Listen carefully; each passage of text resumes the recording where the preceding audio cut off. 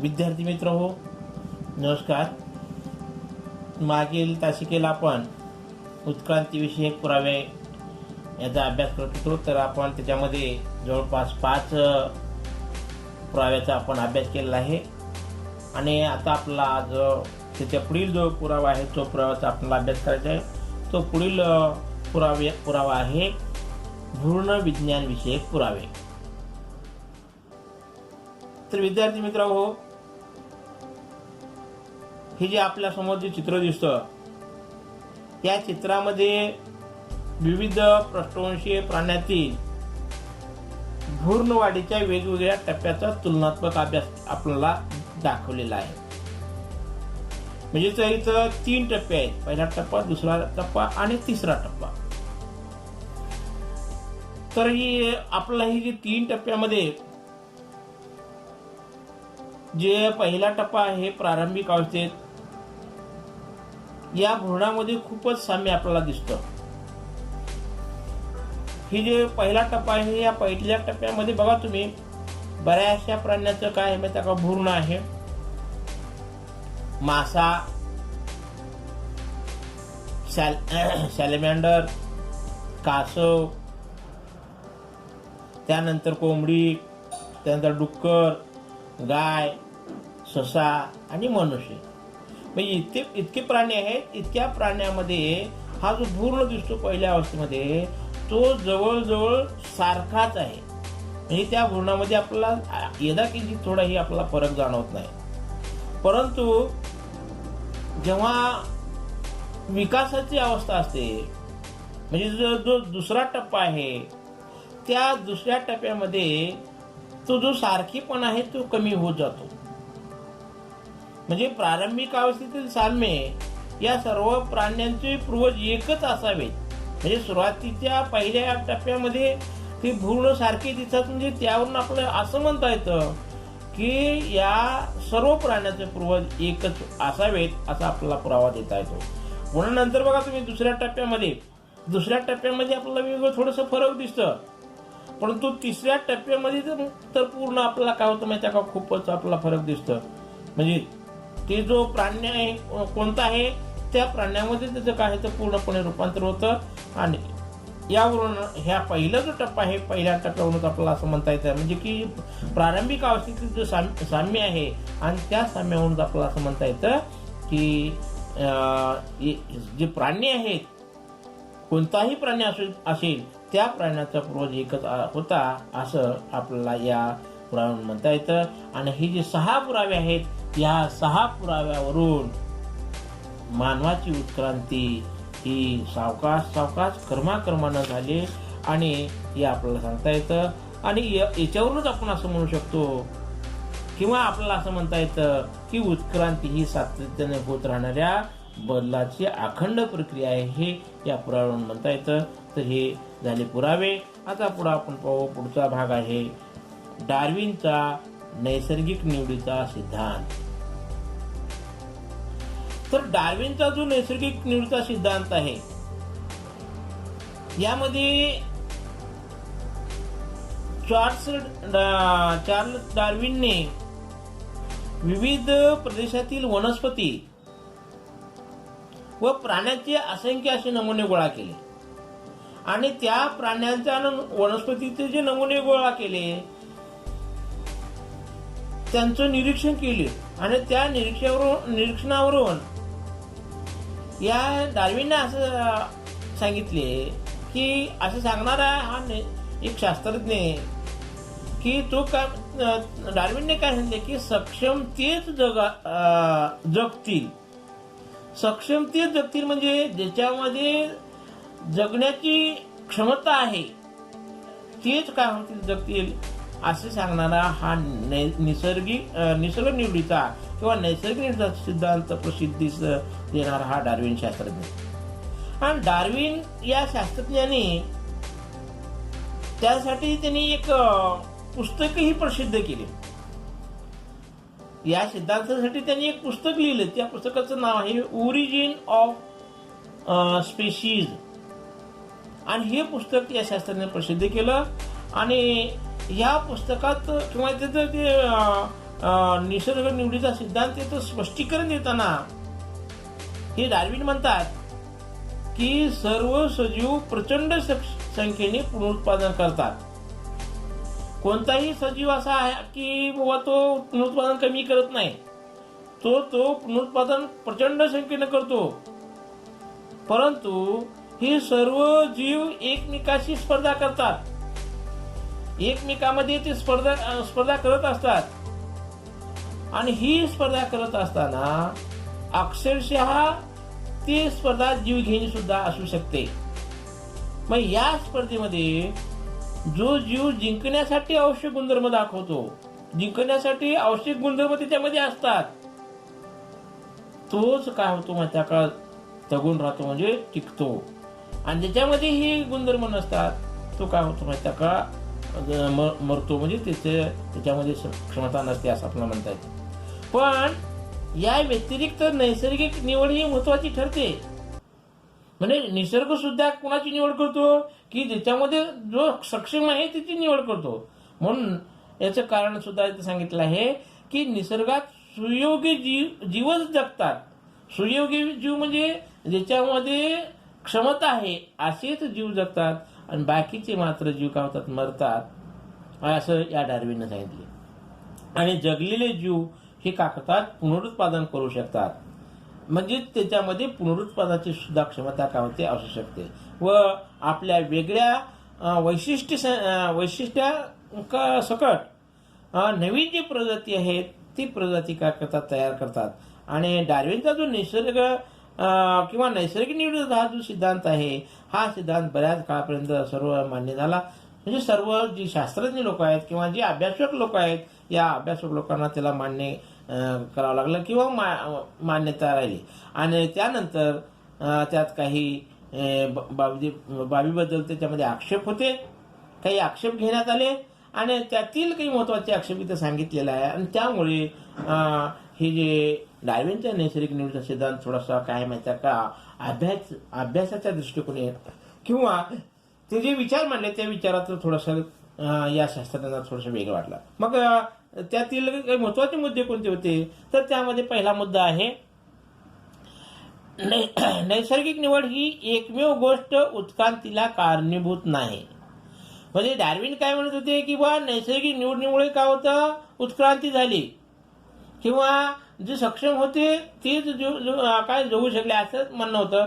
परंतु इथं असं दिसून आलं की ती फक्त नैसर्गिक निवड ही फक्त याच्यामुळेच उत्क्रांती होत नाही किंवा त्याला कारणीभूत ठरत नाही, असा एक बाब तिथं दिसून आली. दुसरी बाब आहे उपयोगी व निरुपयोगी बदलांचे स्पष्टीकरण डार्विनने दिले नाही.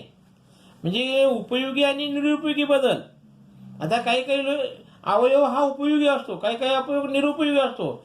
मग त्याच्यामध्ये कसं बदल झालं याचं स्पष्टीकरण डार्विन या शास्त्रज्ञाने दिले नाही. त्यामुळे त्या ठिकाणी एक महत्वाची अडचण वाढते. आणि तिसरा आहे सावकाश होणारे बदल व एकदम होणारे बदल यांचा उल्लेख इथे केला नाही. काही बदल एकदम होतात आणि काही बदल सावकाश होतात. मग ह्याचे जे उल्लेख करायला पाहिजे होतं, पण तो डार्विन या शास्त्रज्ञाने याचा उल्लेख केला नाही. आणि त्यामुळे हे आक्षेप घेण्यात आले आणि त्यामुळे त्यांचं जे म्हणणं होतं, त्यांचा जो सिद्धांत होता नैसर्गिक निवडीचा सिद्धांत, तो या लोकांना थोडासा योग्य वाटला नाही. असं असलं तरी डार्विनने उत्क्रांतीबाबत केलेलं जे कार्य आहे, हे कार्य म्हणजे फार महत्वाचा अशा प्रकारचा एक मुद्दा मानलेला आहे किंवा एक फार महत्वाचं एक घटक असं समजलं जातं. तर अशा पद्धतीनं काय म्हणतात का, हे डार्विनचा नैसर्गिक निवडीचा सिद्धांत. त्यानंतर आपला आणखी एक या सिद्धांत किंवा आपले विचार मांडले आणि ते शास्त्रज्ञाने लॅमार्क, आणि त्या लॅमार्क नावाच्या शास्त्रज्ञावरून त्याला लॅमार्कवाद असं म्हणतात. तर हा लॅमार्कवाद काय आहे, तर या शास्त्रज्ञाने कोणता विचार मांडले, तर उत्क्रांती होत असताना सजीवांच्या शरीररचनेत बदल होतात व त्या बदलामागे त्या जीवाने केलेला प्रयत्न वा केलेला आळस कारणीभूत असतो. म्हणजे जगण्यासाठी प्रयत्न करावं लागतं आणि प्रयत्न नाही केला, आळस झालं, तर ते आळस किंवा ते प्रयत्नच का होतं माहिती आहे का, त्याच्या शरीरात रचनेत बदल किंवा त्याच्या बदलामागचं कारण आहे असं म्हणता येतं. पण हा सिद्धांत कोण सांगितलं, तर जीन बॉप्टिस्ट स्टट लॅमार्क या जे जीवशास्त्रज्ञ होते, या जीवशास्त्रज्ञांनी मांडला आणि याला त्यांनी इंद्रियाचा वापर व न वापराचा सिद्धांत असं म्हणले. जसं डार्विनने नैसर्गिक निवडीचा सिद्धांत म्हणले होते, तसं या लॅमार्क या जीवशास्त्रज्ञानं त्यांचा जो सिद्धांत आहे त्या सिद्धांताला इंद्रियाचा वापर व न वापराचा सिद्धांत असं म्हणलेला आहे. आणि त्याही पुढे जाऊन त्याने असं म्हणले की पिढ्यानपिढ्या जो जिराफ आहे, हा जिराफ आपली मान ताणत झाडावरची पाने खात असल्यामुळे त्या जिराफाचं जे मान आहे ते मान काय झालं, लांब झाले. म्हणजे लांब मानेची जिराफ काय झाले अस्तित्वात आले.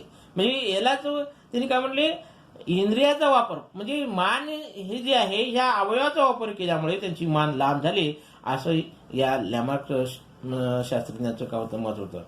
तसेच त्यांनी आणखी एक उदाहरण दिले की जो लोहार आहे त्या लोहार काय करतो, घणाचे घाव घालून लोखंडाच्या वस्तू बनवतो. मग घणाचे घाव घालत असताना हे घणाचे घाव घालून घालून या लोहाराचं खांदे काय बळकट झालं, असं या लॅमार्कचं काय म्हणणं आहे. आणि तसेच काही पक्ष्याचं सुद्धा उदाहरण घेऊन सांगितलं आहे. शहामुर्ग आहे, इमू आहे, हे जे पक्षी आहेत हे पक्षी पंखाचं जे पंखच न वापर केल्यामुळे मग ते कमकुवत झाले आणि त्यामुळे ती काय माहिती का जमिनीवर चालू लागले किंवा ते आकाशामध्ये काय संचार करू शकत नाही. म्हणजे वापर न केल्या कारणानं, म्हणजे वापर केला असते तर ते पंख राहिले असते, वापर न केल्या कारणानं अशा प्रकारे ते कमकुवत झालं असं या लॅमार्क म्हणणं आहे. आणि त्यानंतर हंस आणि बदक हे पक्षी आहेत, परंतु या हंस आणि बदकाचे पाय पाण्यात राहून काय झालं माहिती आहे का, पोहण्यायोग्य असे त्याचे पाय झाले. म्हणजे त्यांनी पाण्यात झाल्यामुळे ते पायाचा उपयोग पोहण्यासाठी केले आणि ते पोहण्यास योग्य झाला असं एक म्हणणं आहे. त्यानंतर जो साप आहे, या सापाने बिळ्यात जाण्यायोग्य शरीररचना करताना म्हणजे त्याला बिळ्यात जाण्याची योग्य शरीररचना केली आणि या सापाला पाय गमावं लागलं. म्हणजे अशा प्रकारे साप हा पायाचा वापर न केल्या कारणानं त्याला पाय गमावं लागलं.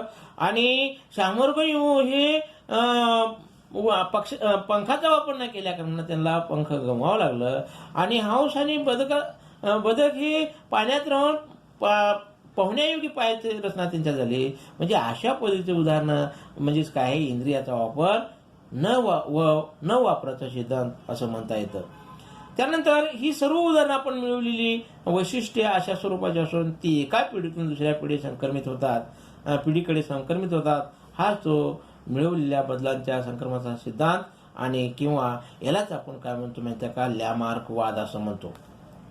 मग विशेष स्वरूपातील प्रयत्नामुळे शरीरांगाचा विकास अथवा प्रयत्न न केल्याने होणारा जो ऱ्हास आहे तो ऱ्हास मान्य झाला.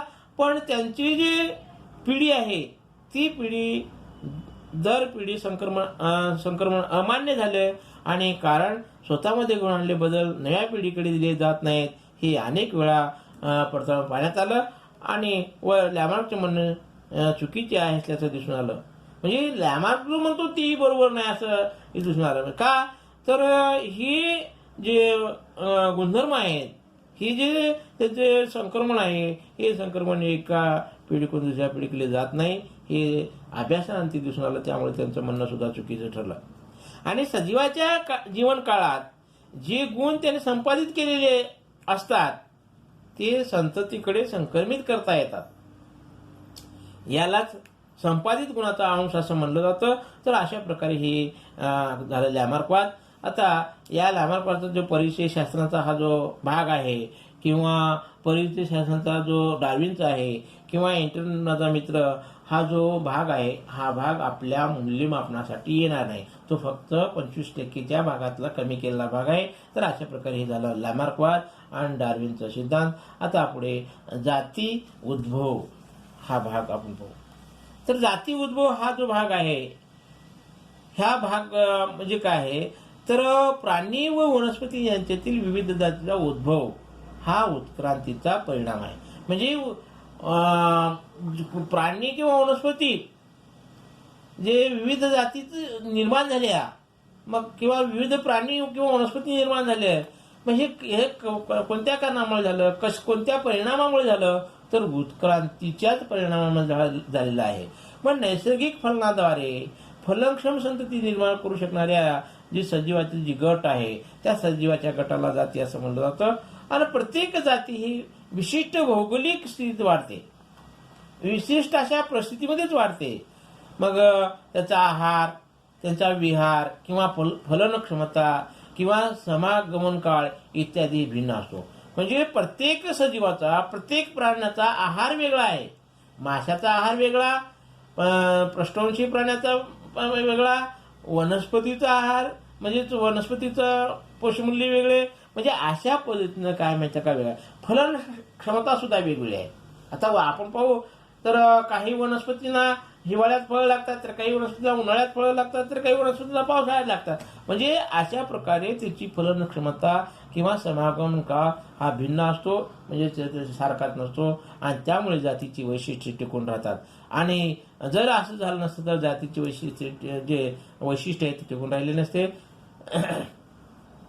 पण एका जातीपासून दुसरी नवीन जाती निर्माण होण्यास जनुकीय बदल कारणीभूत असतात. म्हणजे जनुकीय बदलाशिवाय एका जातीपासून दुसरी जात निर्माण होऊ शकत नाही. तसेच भौगोलिक वा पुनरुत्पादनी एक बदल कारणीभूत असतो. तसेच सजीवांचं जे भौगोलिक वा जे अलगीकरण आहे ते झाल्यासही कालांतराने हा जो जाती बदल आहे किंवा हा जो जाती उद्भव आहे हा जाती उद्भव होतो. तर अशा प्रकारचा हा एक घटक. त्यानंतर पुढचा आहे शेवटचा भाग, मानवी उत्क्रांती.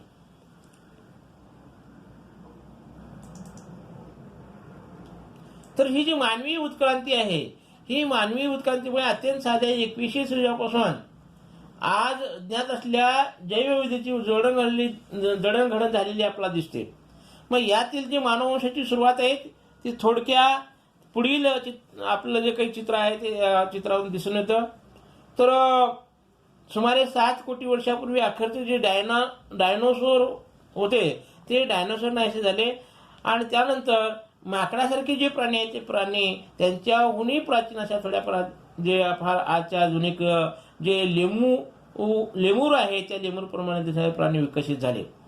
याच्यानंतर 400 कोटी वर्षापूर्वी आफ्रिकेतील या माकडासारख्या प्राण्यांच्या शेपट्या नाहीशा झाल्या आणि त्यानंतर त्यांचा मेंदूचा आकार मोठा होऊन त्यांचा विकास झाला आणि हाताच्या पंजात सुधारणा झाली आणि ते एप सारखे प्राणी झाले. आणि कालांतराने मग ते एप सारखे प्राणी दक्षिण आणि आग्नेय आशियात पोहोचले आणि अखेर गिबन आणि ओरँग उटानमध्ये त्यांचं रूपांतर झालं. मग उरलेले जे हे एप सारखे प्राणी आफ्रिकेतच राहिले आणि सुमारे 2 कोटी 50 वर्षापूर्वी 2 कोटी 50 लाख वर्षापूर्वी त्यातून पुढे चिंपांझी व गोरिल्ला अशा प्रकारचे प्राणी उदयास आले. आणि सुमारे 2 कोटी वर्षापूर्वीच्या एपच्या काही जातीची जे प्रगती आहे आणि ती प्रगती वेगवेगळ्या दिशेने झाल्याचं दिसून येतं. आणि अन्न ग्रहण करण्यासाठी आणि इतर कामासाठी हाताचा अधिक वापर होऊ लागला आणि त्यामुळे त्याच्यामध्ये खूप अशी प्रगती झाली. आणि कोरड्या होत जाणाऱ्या हवेमुळे जेव्हा जंगले नाहीशी होऊ लागली, पुन्हा नंतर मग हे ॲप झाडावरून वास्तव्यासाठी काय मध्ये खाली आले. म्हणजे पहिल्या जे आपले पूर्वज होते झाडावरच राहत होते, परंतु हवामुळे जंगल नाहीसे झाल्या कारणाने त्यांना पृथ्वीच्या पृष्ठभागावर यावं लागलं. आणि त्यांच्या कमरेच्या हाडाचा विकास अशा तऱ्हे झाला की ते गवताळ प्रदेशात ताट उभे राहू लागले. आणि ताट उभे राहिली तेव्हा त्याचं हातही काजलं. तेव्हापासून इतर कार्य करण्यासाठी मोकळं झालं. आणि या हाताचा वापर करणारे, ताट उभे राहणारे पहिले मानव सदृश प्राणी सुमारे 2 कोटी वर्षापूर्वी अस्तित्वात आले. म्हणजे अशा प्रकारे 2 कोटी वर्षापूर्वी जो मानव आहे ते मानवाची सुरुवात झाली असावी आपल्याला म्हणता येतं. आणि मानव सदृश प्राण्याची आपल्याकडे सर्वात पहिली नोंद आहे ती आफ्रिकेतील रामाफिथिकस या एपची. म्हणजे मानव सदृश प्राण्यांचा जो पहिली नोंद आफ्रिका खंडात झाली किंवा आफ्रिकेत झालं आणि ते रामाफिथिकस या एपची झाली. आणि पुढे हा एप आकाराने मोठा झाला व अधिक हुशार झाला आणि सुमारे 4 लाख वर्षापूर्वी दक्षिण आफ्रिकेतील एपचा विकास झाला. आणि अशा पद्धतीनं सुमारे 20 लाख वर्षापूर्वी हा जो मानव सदृश प्राण्याची रचना मानव या प्रजातीचे सदस्य असण्या इतपत आपल्या जवळची असल्यासारखी दिसू लागली. आणि अशा तऱ्हेने कुशल जो मानव आहे तो कुशल मानव तयार झाला आणि सुमारे 15 लाख वर्षापूर्वी ताठ चालणाऱ्या मानवाचा विकास झाला. म्हणजे इतका कालावधी गेल्यानंतर मग 15 लाख वर्षापूर्वी जो ताठ चालणारा जो मानव आहे तो मानवाचा विकास झाला असं इथं दिसून येतं. आणि त्याचा आशिया खंडात चीन आणि इंडोनेशियापर्यंत वावर झालेला आपल्याला या ह्याच्यामध्ये दिसून येतं. पण जवळजवळ 1 लाख वर्षापर्यंत ताठ चालणाऱ्या माणसाचा जो मेंदू होता तो मेंदू मोठा होण्याच्या दिशेने त्याची प्रगती होतच राहिली आणि त्याला अग्नीच्या वापराचा शोध लागला. हे आपल्या समोर जे चित्र दिसतंय त्या चित्रामध्ये पाहिल्यानंतर जसजसं मानव ताठ होत गेला, जसं त्या मानवाचा मेंदू मोठा होत गेला तसं तसं काय झालं माहिती आहे का, त्याच्यामध्ये बरंचसं बदल होत गेलं, बरेचसे त्याच्यात प्रगती होत गेली आणि त्याच त्याला वेगवेगळ्या वस्तूचा वेगवेगळ्या घटकाचा शोध लागला आणि त्यामध्ये अग्नीच्या जो वापर आहे तो अग्नी कशासाठी वापरायचा याचा शोध लागला. आणि सुमारे 50,000 वर्षापूर्वीच्या मानवाचा जो मेंदू आहे तो मेंदू पुरेसा विकसित झालेला होता आणि त्याला बुद्धिमान मानव या वर्गाचा सदस्य मानण्यायोग्य तो झाला होता. म्हणजे या जो विकसित झालेला जो मानव आहे किंवा जो बुद्धिमान मानव असं पण त्याला ओळखू शकतो. मग हे बुद्धिमान मानव म्हणजे होमो सॅपियन असं सुद्धा म्हणलं जातं. आणि त्यानंतर लिॲँडरथॉल मानव हे एक बुद्धिमान मानव या वर्गातील पहिलं उदाहरण मानता येतं. म्हणजे बुद्धिमान मानवातला जो वर्ग आहे त्या वर्गातला जो पहिला मानव कोणता तर हे जे चित्रामध्ये आपल्याला दिसतं तर हे चित्रामध्ये दिसणारं जे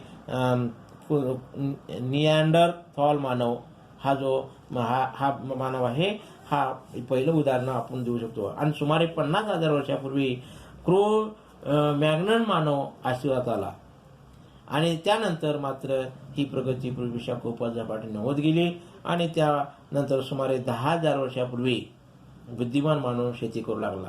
म्हणजे शेतीचा जो व्यवसाय आहे तो व्यवसाय 10,000 वर्षापासून चालत आलेला आहे. आणि नंतर जनावरांचे कळप बाळगू लागला, त्याने वसाहती बसवल्या आणि मग संस्कृतीचा विकास झाला. म्हणजे वेगवेगळ्या संस्कृती जी आहे ती संस्कृती निर्माण झाली आणि सुमारे 5,000 वर्षापूर्वी लिहिण्याच्या कलेचा शोध लागला आणि तेव्हापासून इतिहासाची सुरुवात झाली. म्हणजे लिहिण्याची कला सुरुवात झाल्यानंतर मग मानव का करू लागला माहिती का, जो हस्तलिखित आहे तो ठेवू लागला आणि सुमारे 400 वर्षापूर्वी आजच्या आधुनिक शास्त्राचा उदय झाला. म्हणजे आज जे आधुनिक शास्त्र आहे त्या शास्त्राचा उदयाचा जो कालखंड आहे तो 400 वर्षापूर्वीचा आहे आणि 200 वर्षापूर्वी औद्योगिकीकरणाची जी सुरुवात झाली आणि आता आपण इथपर्यंत आलेलो आहोत. तरी अजून मानव वंशाच्या मुळाचा जो तपशीलचा शोध आहे आणि शोध तो घेतच आहोत. आणि अशा पद्धतीनं काय झालं ही काय माहिती का, मानवी उत्क्रांती त्यानंतर अनुशक्ती आणि उत्क्रांतीचा इथं आपण अभ्यास केला. तर हा झाला आपला भाग 2चं जे पहिलं प्रकरण. तरी इथेच थांबू आणि राहिला जो भाग आहे तो पुढच्या वेळेला.